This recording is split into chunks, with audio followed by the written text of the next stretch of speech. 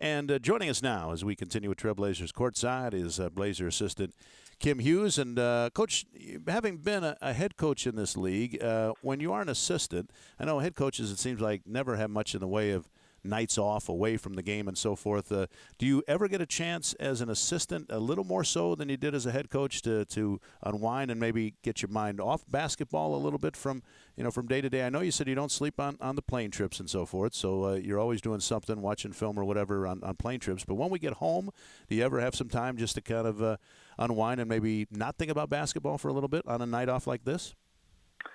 I don't think I can. I think everybody's different. I was a neophyte head coach. I didn't run my own training camp, so I don't consider myself the same as Terry and the other guys. But the trouble with the head coach, they make you do so many press interviews and things like that. It's so time-consuming. So there's different levels, but I think you can always watch more tape. I think you can always, like tonight, you can watch the Cavaliers playing New Orleans as a fan. So I don't think you shut it off during the year. I think you've got plenty of time to shut it off in the off season. I think you can always watch other teams play, maybe steal a play or two in a timeout late in the game, and you can always learn something. Coach, that's exactly why I am on radio, because when the game is over, I want to go home. I don't want to watch basketball, and I watch a little bit here and there. I watch the next team, but that is about as far as I want to go. Well, we both found our niche. We're both happy. And I don't know if I would be happy. I was out of basketball. I was consulting for 2 years, and I really missed the winning and losing. And I know you kind of experienced it with us because, it hurts you guys when we lose too, but it doesn't hurt like a coach. And that's what I really missed as a player, is the ability to get with a group of players and compete for something. And as a coach, you kind of do the same thing, and I haven't found anything else that kind of does it for me. Being a former big man yourself when it comes to playing, obviously you know a lot about what it takes to succeed in this league, being a big guy. And Robin Lopez stepping into the fold last season as the Blazers starting center, I think based on a lot of people's expectations going in, he had a tremendous year. It seems like he's picked things up where he left off, and maybe he's going to have an even better season this time around. And now he's got some terrific support, and maybe it probably didn't come as a surprise to you, considering that you remember Chris Kaman during your days together with the Clippers. But between Robin and now Kaman joining the fold too, I mean, this is a tremendous center tandem, and I'm not sure there's any team in the league that can match it. I don't think there is. You throw in L.A. and you've got a threesome that theoretically could play. You could play a season just with the three of them and get by with it. They are so talented. They're so skilled, and they all want to win. People don't understand that Chris Kaman could be a starting center in this league. So playing as a backup, he's got major league mismatches all across the board whenever he plays. So I think it's been rather easy for him. He's scoring in double digits, in around 20 minutes a night, and it looks rather easy because it is. He is very, very skilled. And we brought him in. Neil knew he wants to win. I think he believed that. Otherwise, he wouldn't have brought him in. And that's all Chris wants at this stage. He doesn't care about accolades, doesn't care about starting. He just wants to win. And when you get numerous amount of guys like that on your team, you can be very, very successful. Coach, one of the things that stands out to me, we were talking about Chris, but I want to go back to Robin. His confidence level from the day he arrived in Portland. I mean, he's night and day from the guy he was when he got here. It seemed like he almost was beat down for however many years in the other cities. Then he gets to Portland, and you guys just built him up, told him what he could do instead of what he couldn't, and he's grown and blossomed under that philosophy. He has, but you know what? You never really know a guy till you have him, and I'm not sure why he didn't perform with other teams like he did for us. But one thing that he did do that we desperately needed was help defense. He was a very unselfish player, always has been, even at Stanford. And that's what we really needed. We needed somebody that when Marcus would go to challenge a shot, somebody would have his back. We've got to the point now where we talk about all the time, Chris Kaman brings it up all the time, that when the bigs go to help, we need the guards to sink and fill. And what we're saying is we need them to box out the big if one of the bigs goes for a block. So we've actually had the secondary and third help occurring, which our first year we didn't always get that, and that's why it's made us much, much better. Speaking of defense, I know that at all these combines and everything, they measure so many things that a prospect can do, and one of them is his vertical leap and so forth. I don't know what Chris Kaman's vertical leap is, but all I do know is that the guy blocks shots, and he had 5 of them last night. And I keep thinking that people are taking it at him, thinking that he can't find a way to block their shot.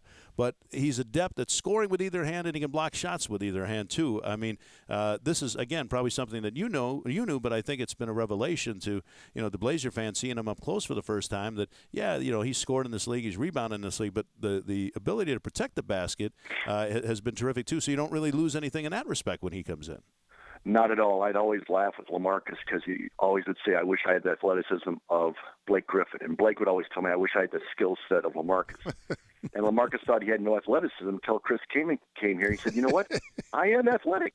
I said, yes, you are. You're not to the nth degree, but you're certainly more athletic than Chris. And Chris recognizes he's not.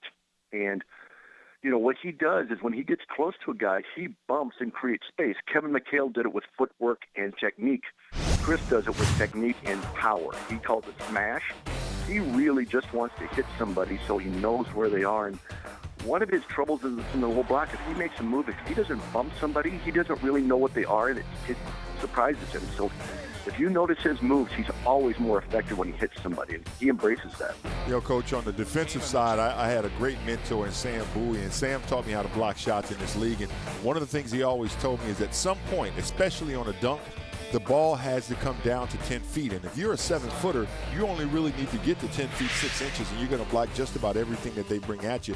That seems like it's Chris's mentality. He's not going to block it up top. He's not a high flyer, but he recognizes that at some point, most players are going to bring the ball back to him, and if he's patient, he's going to have an opportunity to get that block.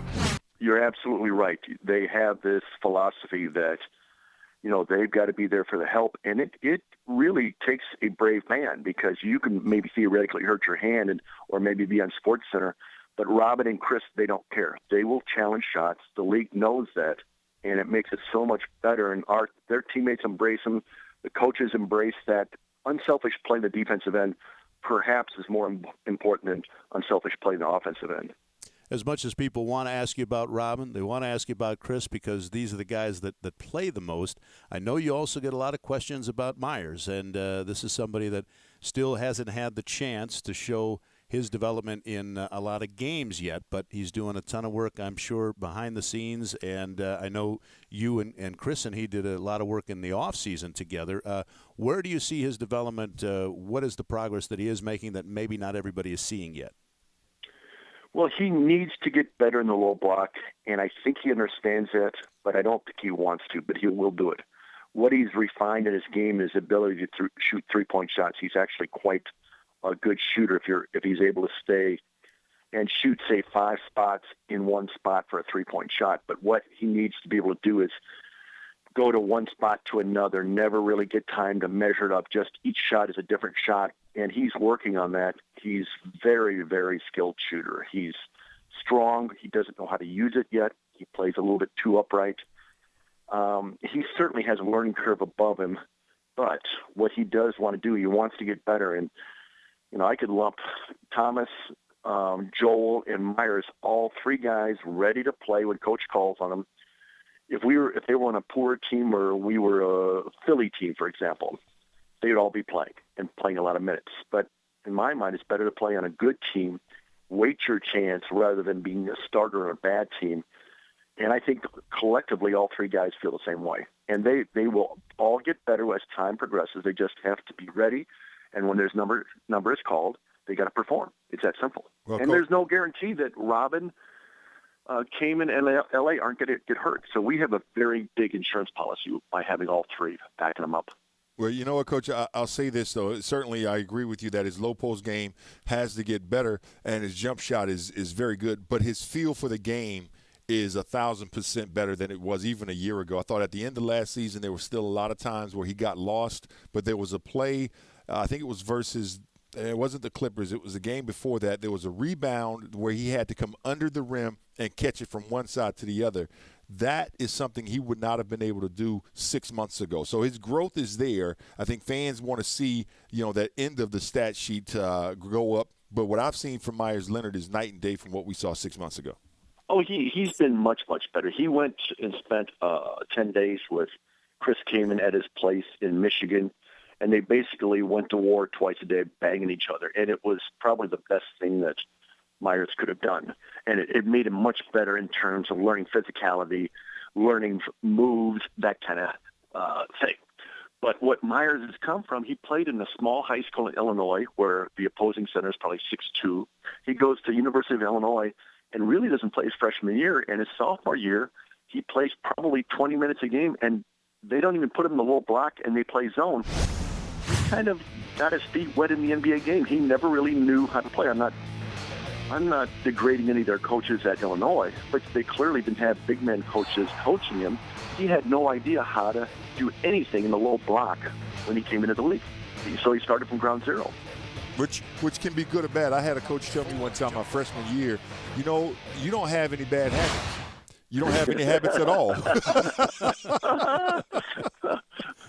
Well, I think it's good that you don't have any bad habits, but he's got some now. No, I got plenty now. That was then. You can learn so many things. I mean, I've seen growth in L.A. the last 2 years. Right. He's gotten better. So guys always get better. Chris Kaman came into the league. Honestly, he wasn't that much different from Myers, other than he was kind of behind Myers in terms of savvy, experience, maturity. Myers is much further advanced. That's why I know it can happen, because I've seen it happen with Chris Kaman. Because Chris was absolutely crazy when he came to this league. And Myers isn't crazy. He's just kind of young and immature. Where Chris Kaman was literally crazy when he came to this league and probably still is. Yeah, we've seen his podcast. He very well might be. Yes. I'm sure you, like everybody else, breathed a sigh of relief with the news that Nick just has the bone contusion and nothing structurally wrong with his knee, and great health was certainly a major reason why this team won 54 games last season, and I know you'd like to have that continue for another season. With regard to him being ruled out now of the game tomorrow night against Charlotte, have you guys decided, you have some options, have you decided which way you might go for somebody to step up in his stead for at least one game and maybe more? Well, I think as assistant coaches, we really enjoy making the head coach's job more difficult. So when you asked who we wanted to start, out of 4 possibilities, we were across the board picking all 4. So there was a minor consensus, but not enough to help them out. So once again, we dropped the ball. I like it, Coach. It's all on him. Don't make it easy on him. That's why they pay him the big bucks, right? We make suggestions, he makes decisions. That's right. That's a good way. That's a good way to look at it. Nobody gets hurt that way. Nobody gets their feelings don't get hurt, with that kind of approach. All right, Coach, we appreciate the time. As always, great insights, and thank you for the update on how the big guys are doing. Enjoy the rest of your night off from a game, and we'll be right back at it for the start of another back-to-back tomorrow here at home against Charlotte. Thanks, guys. You guys take care. Blazer assistant Kim Hughes, funny guy. And, he is funny. And I tell you what, the big guys enjoy it. Myers has said many times, he's not afraid to yell at me, but he'll praise me when I do something right. well. So, so he's fair, but he's not just going to do what Doc Rivers said his players were doing, blow smoke up certain areas. The best quote ever. Yeah, so basically, he'll tell it as it is, that's for sure.